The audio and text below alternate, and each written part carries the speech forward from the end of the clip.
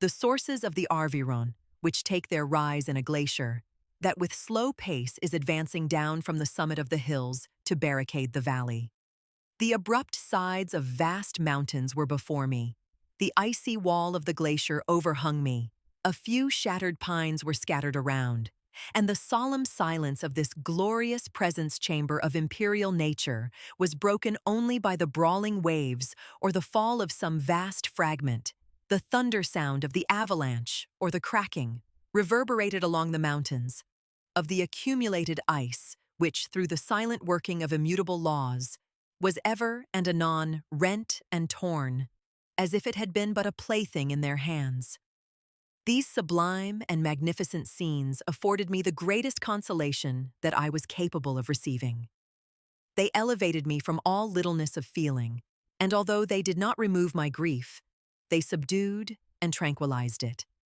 In some degree, also, they diverted my mind from the thoughts over which it had brooded for the last month.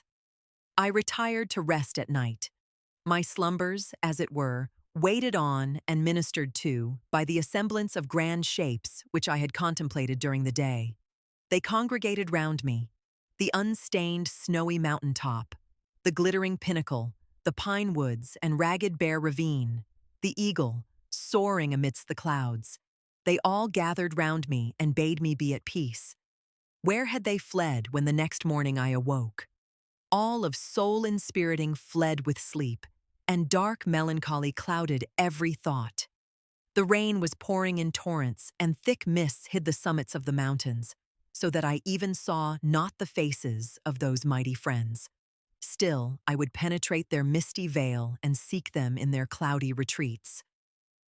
What were rain and storm to me? My mule was brought to the door, and I resolved to ascend to the summit of Montanvert. I remembered the effect that the view of the tremendous and ever-moving glacier had produced upon my mind when I first saw it. It had then filled me with a sublime ecstasy that gave wings to the soul and allowed it to soar from the obscure world to light and joy. The sight of the awful and majestic in nature had indeed always the effect of solemnizing my mind and causing me to forget the passing cares of life. I determined to go without a guide, for I was well acquainted with the path, and the presence of another would destroy the solitary grandeur of the scene. The ascent is precipitous, but the path is cut into continual and short windings, which enable you to surmount the perpendicularity of the mountain. It is a scene terrifically desolate. In 1,000 spots, the traces of the winter avalanche may be perceived, where trees lie broken and strewed on the ground, some entirely destroyed, others bent, leaning upon the jutting rocks of the mountain or transversely upon other trees. The path, as you ascend higher, is intersected by ravines of snow, down which stones continually roll from above. One of them is particularly dangerous, as the slightest sound, such as even speaking in a loud voice, produces a concussion of air sufficient to draw destruction upon the head of the speaker. The pines are not tall or luxuriant, but they are somber and add an air of severity to the scene. I looked on the valley beneath. Vast mists were rising from the rivers which ran through it and curling in thick wreaths around the opposite mountains, whose summits were hid in the uniform clouds, while rain poured from the dark sky and added to the melancholy impression I received from the objects around me. Alas, why does man boast of sensibilities superior to those apparent in the brute? It only renders them more necessary beings. If our impulses were confined to hunger, thirst, and desire, we might be nearly free, but now we are moved by every wind that blows, and a chance word or scene that word may convey to us. We rest. A dream has power to poison sleep. We rise. One wandering thought pollutes the day. We feel, conceive, or reason, laugh or weep, embrace fond woe, or cast our cares away. It is the same. For be it joy or sorrow, the path of its departure still is free. Man's yesterday may ne'er be like his morrow. Naught may endure but mutability. It was nearly noon when I arrived at the top of the ascent. For some time, I sat upon the rock that overlooks the sea of ice. A mist covered both that and the surrounding mountains. Presently, a breeze dissipated the cloud, and I descended upon the glacier. The surface is very uneven, rising like the waves of a troubled sea, descending low and interspersed by rifts that sink deep. The field of ice is almost a league in width, but I spent nearly 2 hours in crossing it. The opposite mountain is a bare, perpendicular rock. From the side where I now stood, Montanvert was exactly opposite, at the distance of a league, and above it rose Mont Blanc, in awful majesty.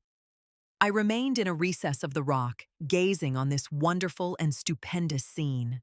The sea, or rather the vast river of ice, wound among its dependent mountains, whose aerial summits hung over its recesses. Their icy and glittering peaks shone in the sunlight over the clouds. My heart, which was before sorrowful, now swelled with something like joy. I exclaimed, "Wandering spirits, if indeed ye wander, and do not rest in your narrow beds, allow me this faint happiness, or take me as your companion, away from the joys of life." As I said this, I suddenly beheld the figure of a man, at some distance, advancing towards me with superhuman speed. He bounded over the crevices in the ice, among which I had walked with caution. His stature also, as he approached, seemed to exceed that of man. I was troubled. A mist came over my eyes, and I felt a faintness seize me, but I was quickly restored by the cold gale of the mountains. I perceived, as the shape came nearer, sight tremendous and abhorred, that it was the wretch whom I had created. I trembled with rage and horror, resolving to wait his approach and then close with him in mortal combat. He approached. His countenance bespoke bitter anguish, combined with disdain and malignity, while its unearthly ugliness rendered it almost too horrible for human eyes. But I scarcely observed this. Rage and hatred had at first deprived me of utterance, and I recovered only to overwhelm him with words expressive of furious detestation and contempt. "Devil!" I exclaimed, "do you dare approach me? And do not you fear the fierce vengeance of my arm wreaked on your miserable head? Begone, vile insect! Or rather stay, that I may trample you to dust. And oh, that I could, with the extinction of your miserable existence, restore those victims whom you have so diabolically murdered." "I expected this reception," said the daemon. "All men hate thee. Wretched, how then must I be hated, who am miserable beyond all living things? Yet you, my Creator, detest and spurn me, thy creature, to whom thou art bound by ties only dissoluble by the annihilation of one of us. You purpose to kill me. How dare you sport thus with life? Do your duty towards me, and I will do mine towards you and the rest of mankind. If you will comply with my conditions, I will leave them and you at peace. But if you refuse, I will glut the maw of death, until it be satiated with the blood of your remaining friends. Abhorred monster, fiend that thou art! The tortures of hell are too mild a vengeance for thy crimes. Wretched devil, you reproach me with your creation. Come on, then, that I may extinguish the spark which I so negligently bestowed." My rage was without bounds. I sprang on him, impelled by all the feelings which can arm one being against the existence of another. He easily eluded me and said, "Be calm. I entreat you to hear me before you give vent to your hatred on my devoted head. Have I not suffered enough, that you seek to increase my misery? Life, although it may only be an accumulation of anguish, is dear to me, and I will defend it. Remember, thou hast made me more powerful than thyself. My height is superior to thine, my joints more supple.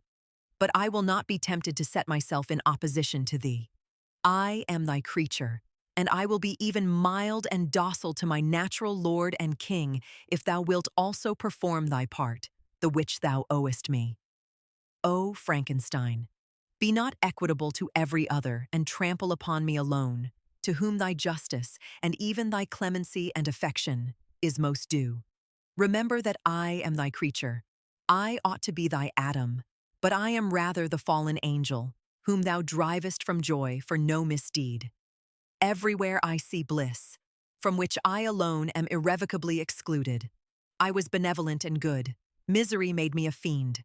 Make me happy, and I shall again be virtuous. Begone! I will not hear you. There can be no community between you and me. We are enemies. Begone, or let us try our strength in a fight, in which one must fall. How can I move thee? Will no entreaties cause thee to turn a favorable eye upon thy creature, who implores thy goodness and compassion? Believe me, Frankenstein, I was benevolent. My soul glowed with love and humanity.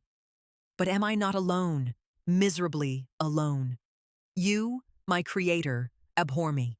What hope can I gather from your fellow creatures, who owe me nothing? They spurn and hate me. The desert mountains and dreary glaciers are my refuge. I have wandered here many days. The caves of ice, which I only do not fear, are a dwelling to me, and the only one which man does not grudge.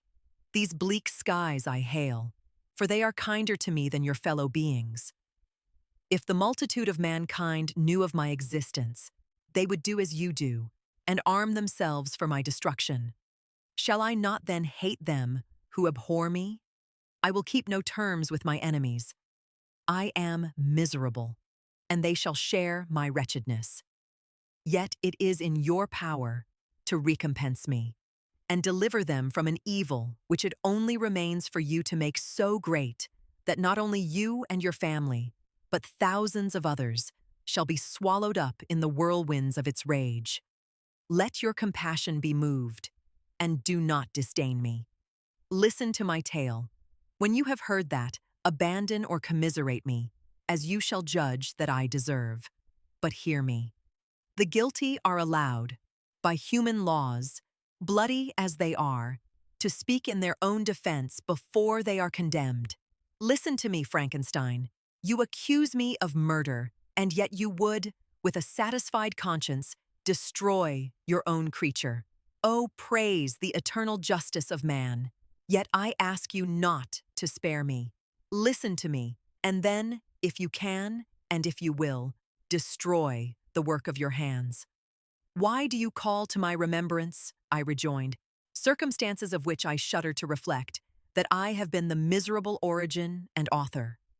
Cursed be the day, abhorred devil, in which you first saw light. Cursed, although I curse myself, be the hands that formed you. You have made me wretched beyond expression. You have left me no power to consider whether I am just to you or not. Begone. Relieve me from the sight of your detested form.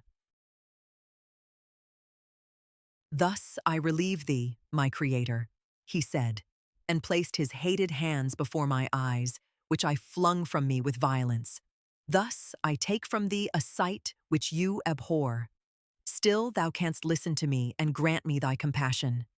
By the virtues that I once possessed, I demand this from you. Hear my tale. It is long and strange, and the temperature of this place is not fitting to your fine sensations. Come to the hut upon the mountain.